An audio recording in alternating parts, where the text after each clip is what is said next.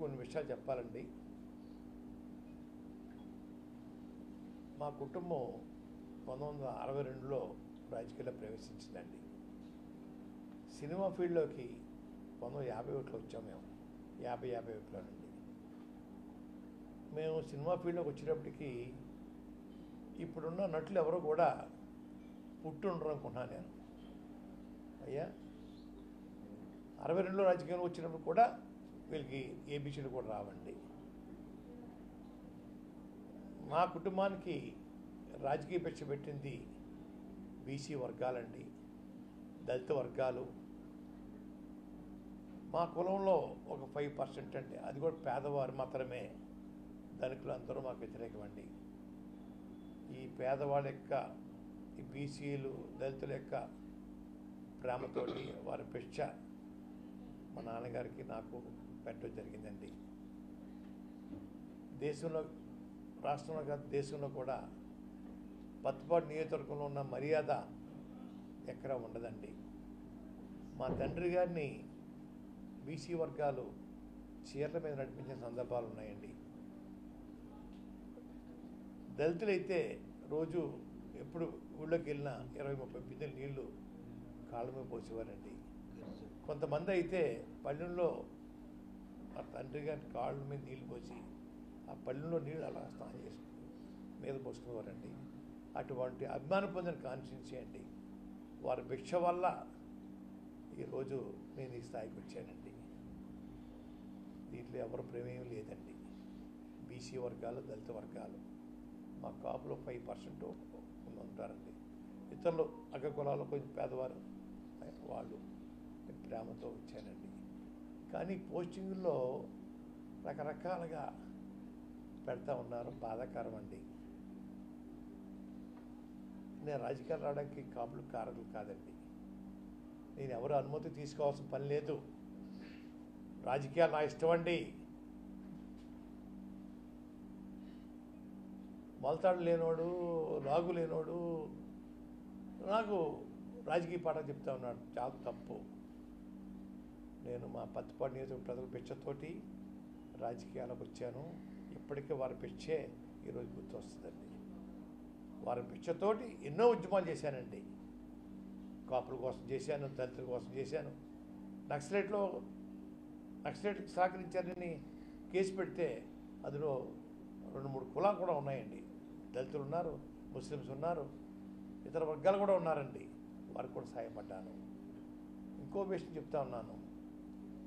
మండలం ఎన్నికలు వచ్చేయండి, ఎల్లప్పుడు మండలం ఓసీ అయిందండి. బీసీ వర్గాల దత్తులు గారు గెలిపించానండి. 10,000 మెజార్టీతో గెలిపించాను.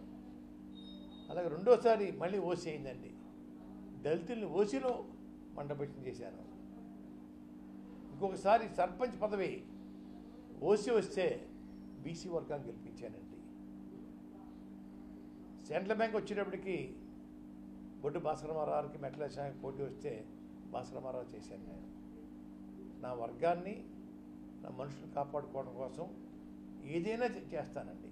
అక్కడ కులం కాదని అక్కడ నా వర్గం ముఖ్యం. రకరకాల పోస్టులు పెడతా ఉన్నారు, తెలియక పెడతా ఉన్నారు. వారు సినిమాలో హీరో అవ్వచ్చండి, రాజకీయాల్లో హీరో అని. అంత పెద్ద హీరో కాబట్టి చిన్న హీరో అని, వాళ్ళు పెద్ద హీరోలు అవ్వచ్చు. ముఖ్యమంత్రి గారి దగ్గర ఎందుకు వెళ్తున్నాడు, మా నాయకుడి దగ్గర ఎందుకు రాలేదు అని కామెంట్స్ పెడతా ఉన్నారు. ముఖ్యమంత్రి గారు కుటుంబానికి ఒక చరిత్ర ఉంది. వాళ్ళ తండ్రి గారు రాజశేఖర రెడ్డి గారండి ఎమ్మెల్యే, ఎంపీ, మంత్రి, ముఖ్యమంత్రి చేశారు. జగన్మోహన్ రెడ్డి గారు ఎమ్మెల్యే, ఎంపీ, ముఖ్యమంత్రి చేస్తూ ఉన్నారు. వారు పెద్దను పంపించారండి. మిథున్ రెడ్డి గారిని, కాకినాడ ఎమ్మెల్యే చంద్రశేఖర రెడ్డి గారిని, కాకినాడ ఎమ్మెల్యే గీత గారిని, మాజీ మంత్రి ప్రెసిడెంట్, పార్టీ ప్రెసిడెంట్ కన్నబాబు గారిని పెద్దలు పంపించి దాన్ని పార్టీలోకి ఆహ్వానించారండి. నేను సంతోషంగా అంగీకరించాను. వస్తాను, వెళ్ళానండి. మా దగ్గర వెళ్తున్నారు కదా, మా దగ్గర ఎందుకు రాలంటున్నారు. మీరు ఏంటి పొడుగు ఏంటండి ఇందుని? ఆయన సినిమా ఫీల్డ్లో గొప్పవాడితే అవ్వచ్చు, రాజకీయాల్లో నేను గొప్పవాడిని. గతంలో చంద్రబాబు నాయుడు గారండి లోక్సభ స్పీకరు బాలయ్య గారిని, అసెంబ్లీ స్పీకర్ రామకృష్ణ గారిని, ప్లానింగ్ బోర్డు వైస్ చైర్మన్ బొడ్డు భాస్కరరావుని పంపించి నన్ను ఆహ్వానించారు. చంద్రబాబు నాయుడు దగ్గరికి వెళ్ళానండి. రాజకీయంలో ఆయన పండిపోయి ఉన్నాడు. వారింటికి వెళ్ళాను. రాజీవ్ గాంధీ గారి ఆహ్వానం మేరకు రాజీవ్ గాంధీ గారు ఢిల్లీ వెళ్ళి కలిశానండి. రాజకీయ నాయకుడిని గౌరవిస్తారండి. మరి రారా వస్తా అని చెప్పేసి ఎనమ్మకు నీటిలో నానబెట్టేసి అదిగో ఇదిగో చెప్పడమా, ఎందుకు రాలేదంటమా, ఇది మంచి పని కాదు. మిత్రులారా, మిమ్మల్ని మిత్రుల్లో ఏమో చెప్పలేకపోతున్నాను, గౌరవమైన సోదరులు అంటున్నాను. తప్పుడు పోస్టింగ్ పెడతా ఉన్నారు. రాజకీయాల్లో నేను ముందున్నాను, సినిమా ఫీల్డ్లో నేను ముందున్నాను. వీళ్ళందరూ ఎవరు లేరు. మాకు పాఠాలు చెప్పడానికి వీళ్ళకి హక్కు లేదు. రాజకీయాలు నేర్చుకోండి, మా దగ్గర నేర్చుకోవాలా. ఇంకో విషయం చెప్తానండి. ఆ రోజుల్లో మా తాతగారు కర్నూలు మున్సిపల్ ట్రైనింగ్ అయ్యేది ఐఏఎస్ ఆఫీసర్లకండి. ప్రతి ఐఏఎస్ ఆఫీసరు మా తండ్రి గారు మా తాతగారి దగ్గర ట్రైనింగ్ వచ్చిన సందర్భం ఉన్నాయండి. ఒక సీనియర్ ఐఏఎస్ ఆఫీసర్ చెప్పాడు, మీ తాతగారి పేరు ఈ ట్రైనింగ్ లిస్ట్లో ఫస్ట్ పేరు ఉందండి, మీకు ఎంతో మీకు గౌరవం అని చెప్పానండి. అటువంటి చరిత్ర గల కుటుంబమా. ఏదో వారి వల్ల నేను ఎమ్మెల్యే అయిపోయాను, వారి దయతో మంత్రి అయిపోయి చెప్పి రాస్తా ఉన్నారు. తప్పు నాన్న, తప్పు. మీకు తెలియక రాస్తున్నారు, తప్పు. ఆపండి పోస్టింగ్లు. ఎప్పటికి కూడా చెప్పుకుంటాను, నా రక్తం ఎర్రగా ఉన్నంత కాలం నా భిక్ష, మా రాజకీయ భిక్ష పెట్టింది మా పత్తిపాడు ప్రజానికి చెప్పుకుంటాను. ఎవరి భిక్ష కాదు, వారి భిక్షతోటి ఉద్యమాలు చేసాం. ఎప్పుడు ఏ ఉద్యమం చేసినా కూడా బీసీలు దళితులే ముందు ఉంటారండి.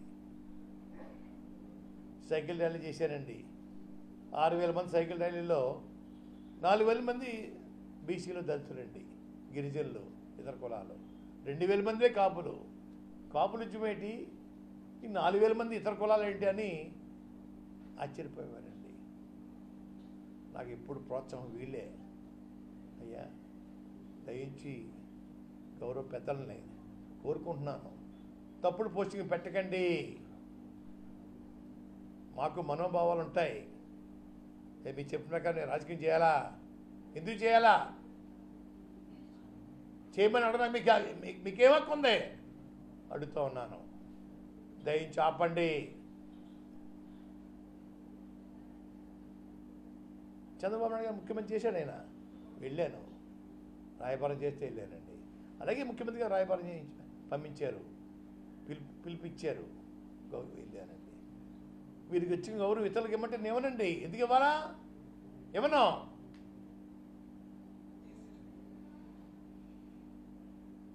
దయించి ఇటువంటి ప్రోత్సహించొద్దని ఆ పెద్దలకు నేను మీ ద్వారా కోరుకుంటా ఉన్నాను. చంద్రబాబు హయాంలో ఉద్యమం చేశారు, తర్వాత వైసీపీ హయాంలో ఎందుకు కాపుల కోసం ఉద్యమం చేయలేదు పవన్ కళ్యాణ్ మా ప్రశ్నించారు. అయ్యా వారు 5 సంవత్సరాల్లో ఎక్కడున్నారో ముందు చెప్పమని చెప్పాలి సార్. నన్ను ప్రశ్నించే ముందు చంద్రబాబు నాయుడు గారి పాలనలో 5 ఇయర్స్ ఎక్కడున్నారు, ఏ మడుగులో దాక్కున్నారు, ఒకటి అండి. 2, నేను చేత కాదు, నేను ముసలోని అయిపోయాను, అది ఇంకోటి అయిపోయాను, వారు ఎందుకు చేయకూడదండి, చేసే హక్కు లేదా, ఎవరు వద్దనలేదే, వారు రోడ్డు మీద రావచ్చే, వారు రాకుండా నన్ను ఎందుకు చేయలేదు నువ్వు ఆయన చెప్పడానికి ఆయన ఎవరు, ఆయన సంబంధం ఏంటి,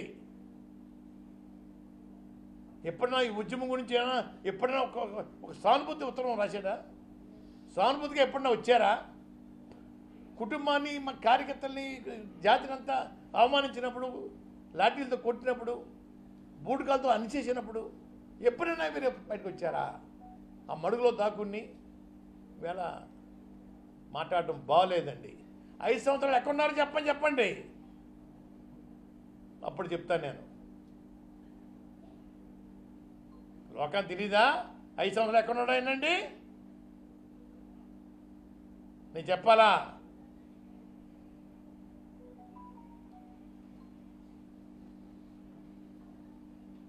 మీరు పోటీ చేయని అంటున్నారు, పార్టీ కానీ ఖచ్చితంగా పోటీ చేయాలంటే అన్నారు. పార్టీ ఆదేశం ఏదైనా శిరసావిస్తాను సార్. వారికి ఎటువంటి ఇబ్బంది కలగజేయకూడదు. ఆల్రెడీ క్యాండిడేట్స్ని వారు లిస్ట్ తయారు చేసుకున్నారు. నేను అందులో వారిని డిస్టర్బ్ చేయకూడదు పెట్టుకున్నానండి. వారు ఆదేశిస్తే ఏమైనా చేస్తాను. డిస్కస్ రాలేదండి, రాలేదు. నేను ఎటువంటి కోరిక లేకుండా మీ సేవ చేయడానికి వచ్చాయని చెప్పానండి. మిమ్మల్ని కానీ హరిరామ జోగారు కానీ ఎవరో కూడా నన్ను ప్రశ్నించకూడదు అనేది మన పవన్ కళ్యాణ్ సభలోనే చెప్పారు. నేరుగా అంటే ఒక పెద్దలను అవమానించినట్టు కాదు, ఒక సామాజిక వర్గానికి చెందిన పెద్దలను అవమానించినట్టే కాదు, అంతమంది సాక్షిగా నన్ను ఎవరు ప్రశ్నించకూడదు, నేను చెప్పినట్టే వినాలి. పవన్ కళ్యాణ్ నన్ను ఎందుకు అడుగుతారు మీరు? నా సంబంధం ఏంటండి? ఆయనకి నాకు సంబంధం ఏంటి చెప్పండి. అసలు సినిమా ఫీల్డ్ పుట్టింది నేనని చెప్పాను ముందు, రాజకీయాల్లో నేను పుట్టానని చెప్పానండి. నేను కాక మొన్న పుట్టి నన్ను ప్రశ్నించడం ఏంటి? ఆ ప్రశ్న ఏం సమాధానం చెప్పాలండి? నేను చెప్పను. 2019 ముందు మీరు ఒక మాట అన్నారు, రాష్ట్రానికి చంద్రగ్రహణం పట్టిందా, గ్రహణం వీడాలని. 2019 ఎన్నికల తర్వాత గ్రహణం వీడిందా? మళ్ళీ ఇప్పుడు ఎలక్షన్ గ్రహణం పట్టడానికి రెడీ అవుతుంది, పట్టణిస్తారు గ్రహణం. గ్రహణం వీడింది కాబట్టి ఇంటికి వెళ్ళిపోయాడు సార్ చంద్రబాబు నాయుడు గారు. మమ్మల్ని ఊచకోత కోసేసి హాస్పిటల్ని జైల్లో 14 రోజులు ఒకే బట్టతోటి స్తనాంగం లేకుండా మమ్మల్ని మగ్గిలా చేశాడు సార్. దానికి కారణం తెలుసా మీకు? కుటుంబంతో ఆత్మహత్య చేసుకునేలాగా ఒక విధంగా ప్రోత్సహించాడు సార్. పోతే దరిద్రం పోతుంది చూశాడు సార్. భగవంతుడు నాకు కళ్ళకు వచ్చి ఆ పతనం చూద్ది కానీ బిడ్డ, పతనం చూడకుండా వెళ్ళిపోతే ఎలాగా అని భగవంతుడు నాకు కనపడి ఆత్మహత్యగా చేసుకోకండి, ఆ పతనం చూద్ది కానీ నేను రోజు దేవుడి పట్టణానికి ఏం కోరుకోలేదు సార్. అన్ని పండుగలు ఆపేశాను సార్. మాకు చేసిన అవమానాలకి తగిన శాస్తి జరగాలి, భూస్థాపితం అయిపోవాలి అని కోరుకునేవాడిని సార్. భగవంతుడు అది కనుగరించాడు సార్. వెంటనే ఏదో చూసి తిరుపతి గుడికి వెళ్ళానండి, చెల్లంగి వెంకటేశ్వర గుడికి వెళ్ళాను, మా ఊళ్ళో అమ్మవారి గుడికి వెళ్ళాను, చెప్తున్నారు కాకతో గుడికి వెళ్ళి శివాలయంకి వెళ్ళి దండం పెట్టుకున్నాను సార్. అయ్యా విముక్తి అయిందని చెప్పేసి. ఒక 30 సంవత్సరాలలో ఈ ముఖ్యమంత్రి పీఠం కోసం ఎవరు చూడక్కర్దు సార్, వీరే ఉంటారు సార్. దేశ చరిత్రలో ఎవరు కూడా ఇన్ని రోజులు ముఖ్యమంత్రి చేసిన వాళ్ళు ఎవరు ఉండరు, ఇవి తప్ప అనే చరిత్ర సృష్టించుకుంటారు సార్. పేదల పెన్నిది 10 మందికి రావచ్చు, 10 రావచ్చు, అందరికీ ఒకసారి అవ్వవు సార్. ఏ స్కీము కూడా ఎన్నో నేను చేసిన స్కీములు ఎమ్మెల్యేగా మంత్రికి చేశాను, అందరికీ ఒకసారి అవ్వవు సార్. ఆ తెల్లే అందరికీ ఒకసారి పెట్టదు, కష్టం. పిల్లలందరూ ఒకలా ఉండరు. ఒక పిల్లడు ఐఏఎస్ అవుతాడు, ఒక పిల్లడు కూలీడు అవుతాడండి. అంత మాత్రాన్ని తప్పు విషయం కాదు, పరిస్థితిని బట్టి ఉంటుంటాయి సార్. ప్రతి స్కీము ప్రజలకి, పేదవాళ్ళ కోసం, పేదవాళ్ళ ఆకలి కోసం, పేదల పెన్నిదిగా ఉన్న ముఖ్యమంత్రి గారు 30 సంవత్సరాల పాటు భగవంతుడు దీవిస్తాడు, ప్రజలు దీవిస్తారని నేను కోరుకుంటా ఉన్నాను, ఆశీర్వదిస్తాను సార్. వారాహి సమయంలో మీరు లేఖ విడుదల చేశారు. అయ్యా వారాహి సమయంలో మీరు లేఖ విడుదల చేశారు. పవన్ కళ్యాణ్ పిఠాపురం పోటీ చేస్తే నేను పోటీ చేస్తాను. ఆయన పిఠాపురం పోటీలో సిద్ధంగా ఉన్నారు, మీరు సిద్ధంగా ఉన్నారా? నేను పార్టీలో చేరిపోయాను సార్. అప్పుడు ఇండిపెండెంట్గా ఉన్నాను సార్, పార్టీలో చేరాను సార్. పార్టీ ఆదేశాలు శిరసావహిస్తాను, అదే చెప్పాను. పార్టీ ఆదేశిస్తే ఏమైనా చేస్తాను. ఇప్పుడు ఆదేశిస్తే పోటీ చేస్తారు. అయ్యా పార్టీ ఆదేశిస్తూ ఏదైనా చేస్తా చెప్పాను. అన్నీ అందరికి వస్తాయి సార్ అర్థాలు. మీరు రకరకాల ప్రశ్న వేయకండి. పార్టీ ఆదేశిస్తే ఏదైనా చేయడానికి సిద్ధం అండి. ఉద్యమంలో చాలా ఇబ్బందులు పడ్డారు, అవమానపడ్డారు. అలాగే రీసెంట్గా వైసీపీ చేరడానికి ముందు జనసేన నేతలు ఇంటికి వచ్చి మరి చేరండి అని చెప్పారు. అప్పుడు కూడా మిమ్మల్ని అవమానించినట్టు రకంగా జనసేన నుంచి మామూలు అవమానం కాదు సార్. రాయబారం చేశారు సార్, వస్తా అన్నారు సార్ అంటే వెల్కమ్ సార్, వెల్కమ్ చెప్తాను, ఆహ్వానిస్తాను చెప్పానండి. మళ్ళా వచ్చేసేసి జనవరి 20 తగ్గులోపు వస్తున్నారండి, లేదు అయోధ్యలో వచ్చినా వస్తానన్నారండి అని చెప్పడం జరిగింది సార్. 23 వచ్చేసారండి, 24, 25 నేను వెంటనే బొత్స శ్రీని గారు ఫోన్ చేసి, సార్ మీకు నాకు ఉన్న స్నేహం చెడిపోకూడదు. 93లో సార్ 6,000 మందికి వంట వండించాడు సార్ బొత్స శ్రీని గారు.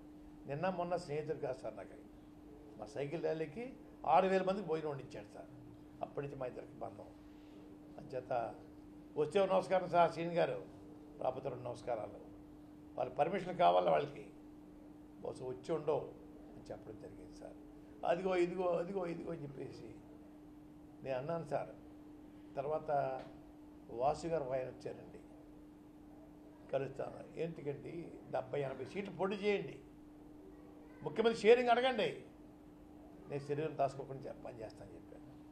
20 సీట్ల కోసం నన్ను ఎందుకు ఆహ్వానిస్తారు? ఎందుకండి దేనికోసం సేవ చేయాలా? మీకు ముఖ్యమంత్రి ఎట్లా చెప్పండి. ఫస్ట్ మీకు ముఖ్యమంత్రి మీకు 2, 3 చంద్రబాబు నాయుడు గారు పంచుకుందాం, 70-80 సీట్లు తీసుకోండి అని ఆఫర్ చేసి ఉంటే అప్పుడు చెప్పండి సార్, నేను చేస్తాను. ఇంకోటి కూడా చెప్పాను సార్ వాసు గారికి, అయ్యా వాసు గారు, చంద్రబాబు నాయుడు గారు జైలుకి వెళ్ళిన తర్వాత వారి గ్రాఫ్ పూర్తిగా భూస్థాపితం అయిపోయింది. పవన్ కళ్యాణ్ గారు జైలుకి వెళ్ళి చూసి వచ్చిన తర్వాత, బయటకు వచ్చి భరోసా ఇచ్చిన తర్వాత గ్రాఫ్ విపరీతంగా పెరిగిందండి. మీ వల్ల పెరిగింది గ్రాఫ్. చంద్రబాబు నాయుడు గారు ఏం చేయాలా? కళ్యాణ్ గారు జరిగిపోయింది, ఇద్దరు ఆఫ్ పొడి చేసుకుందాం, ముందు మీరు 2 తీసుకోండి, తర్వాత నాకు 3 ఇవ్వండి అని అడిగి ఉండాలా వాసు గారు? అటువంటి మాట కూడా పొందడానికి మీకు అర్హత లేకుండా పోయిందే. కానీ మీరన్నా అడగా కదా.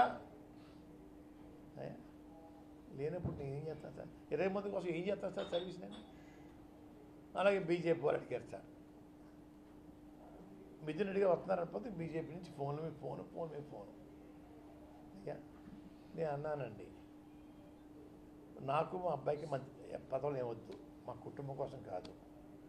మీరు 175 సీట్లు పోటీ చేస్తామని చెప్పండి, నేను పనిచేస్తాను. 175 సీట్లకి మంచి హైప్ రావాలంటే చెప్పండి, నేను చెప్తాను. 3. 1 స్టీల్ ప్లాంట్ ప్రభుత్వం ఆధీనంలో ఉంచుకుంటామని చెప్పండి.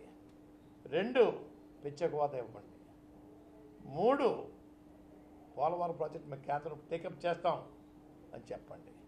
అది కూడా ప్రధానమంత్రి గారు, హోమ్ మినిస్టర్ అమిత్ షా గారు మన ఆంధ్ర వచ్చి బహిరంగ సభ చెప్పండి, మీకు సర్వీస్ చేస్తాను. 5 సీట్ల కోసం 6 సీట్ల కోసం మీరు త్యాగం చేయకండి, నన్ను లాక్కండి రోడ్డు మీదకి, అన్నీ పొడి చేయండి, నేను శరీరం దర్శకం చేస్తాను. 4వ సైజు కూడా ఇద్దాం అనుకున్నాను సార్, ఇంక వద్దులే అని చెప్పి మానేశాను సార్. వద్దులేండి కాదు సార్, అంటే హైప్ రావడం కోసం సలహాలు ఇద్దామని చెప్పి. స్టీల్ ప్లాంట్ విషయం సార్ ఎవరికి తెలియదు సార్, మీకు కూడా తెలియదు. 76 మంది ఎమ్మెల్యే రాజీనామా చేశారు సార్ రోజుల్లో. అందులో మా తండ్రి గారు ఇండిపెండెంట్ ఎమ్మెల్యే, వారు రాజీనామా చేశారు సార్.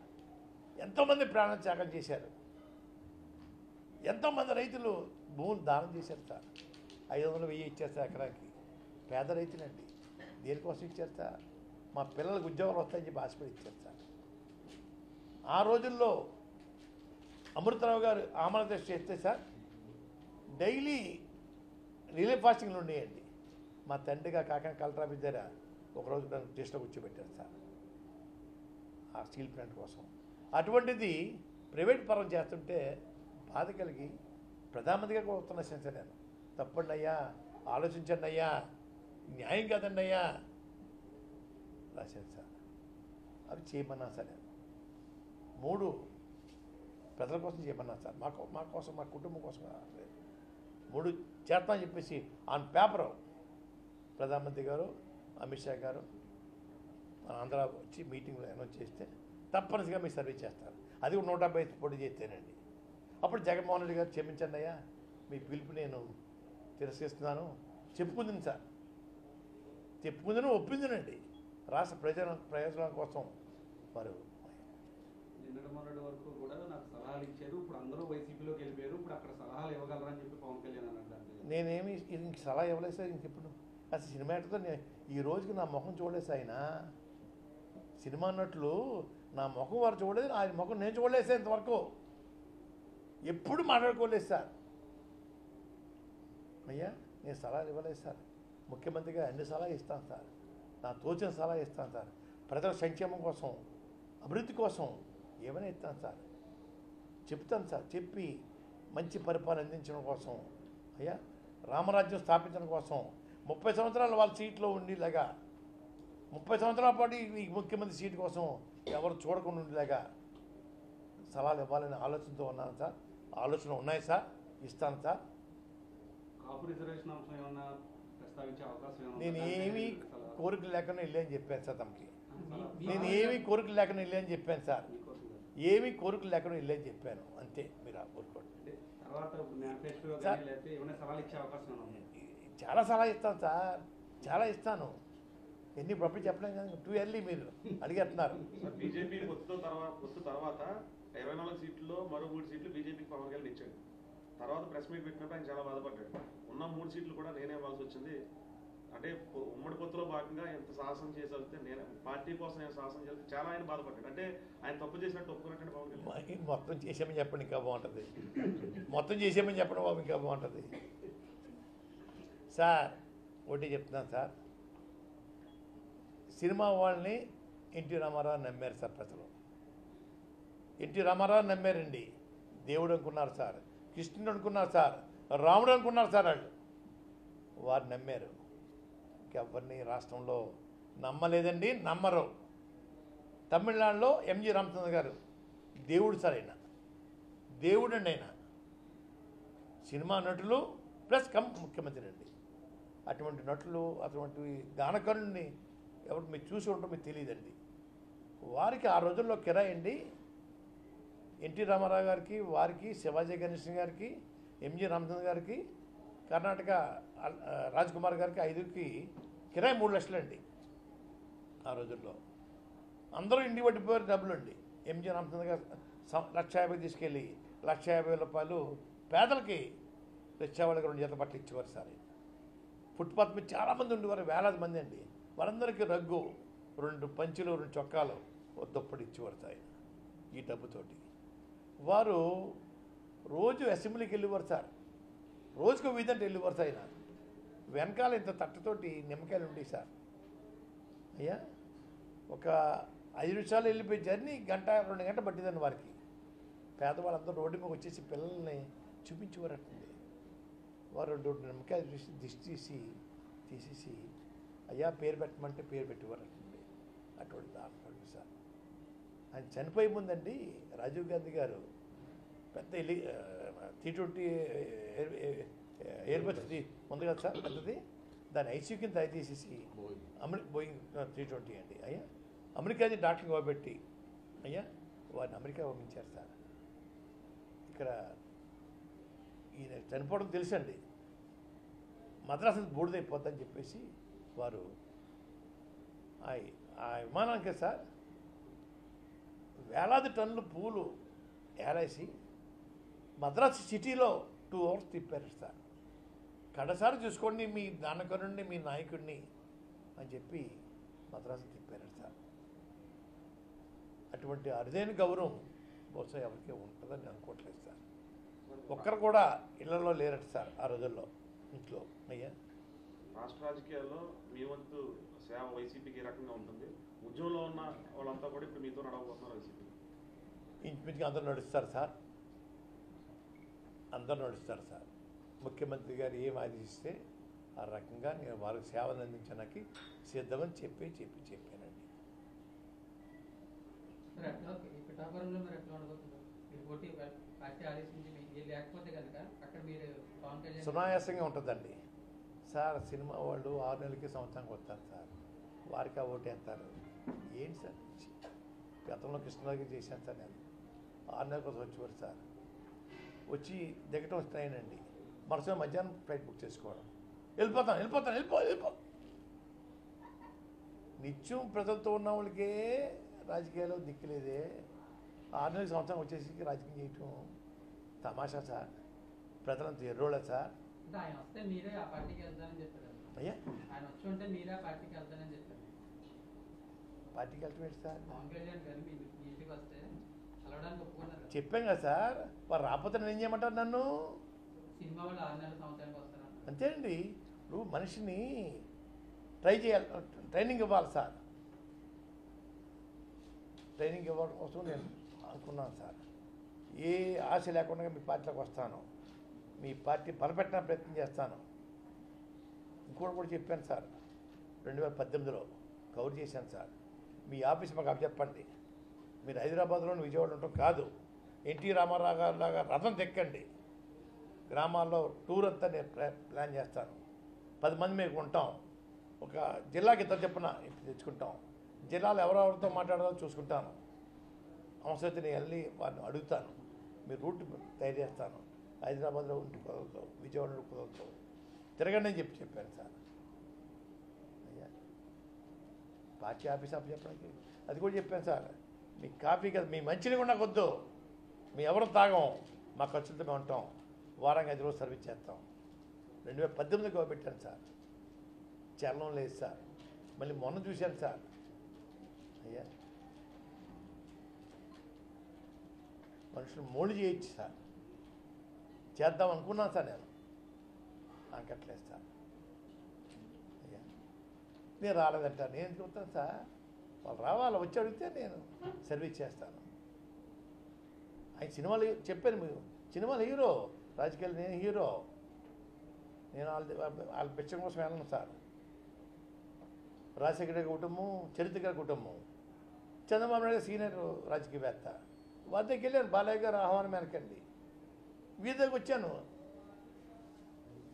అంతే తప్ప వారి దగ్గరికి నేను వెళ్ళండి. వారు వచ్చి అడిగితే నేను చేస్తాను, వెళ్తాను.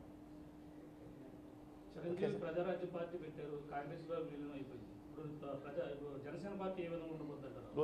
క్లోజ్ అయిపోతుంది సార్. ఏమన్నా క్లోజ్, ఏ పార్టీ వెళ్ళడానికి ఏముంటుంది సార్? సరికి ఏముండదండి. అయ్యా ఏముండదు, చూద్దరు. కానీ సినిమా వాళ్ళు, సినీ ఫీల్డ్ నాకు బాగా టచ్ సార్. మీ ఇంటికి వస్తే ఏం పెడతారు, మా ఇంటికి వస్తే తెస్తారు. ఇది పాలసీ సార్. ప్రేమాభిమానం ఉండవు సార్.